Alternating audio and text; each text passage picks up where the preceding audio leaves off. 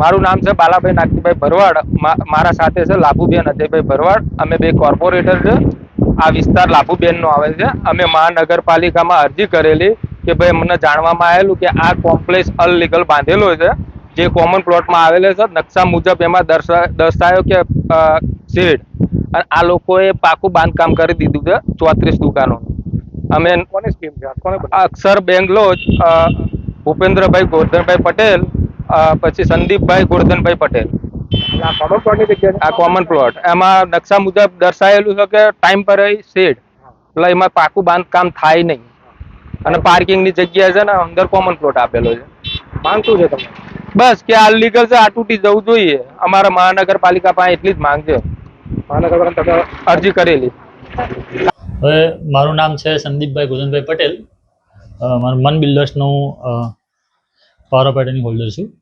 અને અમારી પર જે નોટિસ બચી છે એમાં અમને જાણવા મળ્યું કે 4 તારીખે બાલાભાઈ ભરવાડ અને લાભુબેન ભરવાડ દ્વારા અરજી આપવામાં આવી મહાનગરપાલિકામાં. 5 તારીખે નોટિસ ઇસ્યુ થાય છે અને 6 તારીખે અમને નોટિસ આપી દેવામાં આવે છે.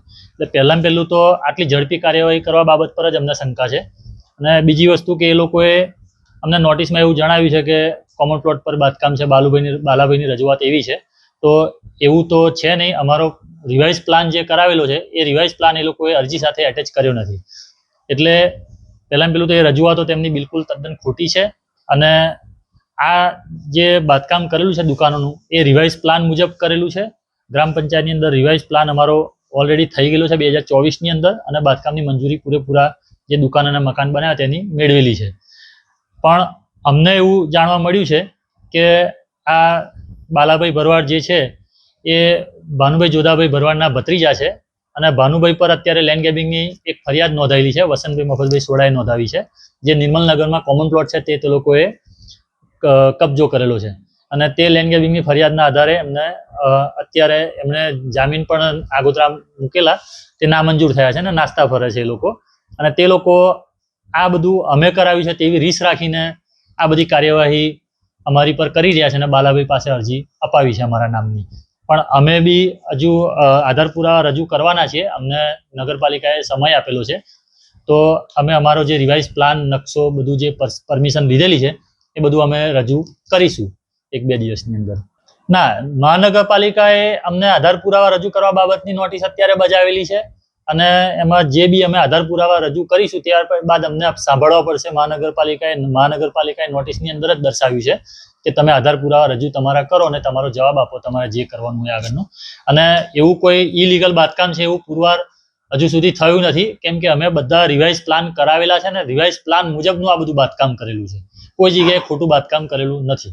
My school is one such future ready school where I understand each and every concept taught in the class and don't rote learn, where teachers don't just use books and blackboard to teach but use new ways of teaching and learning like audiovisual learning, activity based learning and group activities, which enhances my conceptual understanding. My school also teaches coding, which is an important 21st century skill.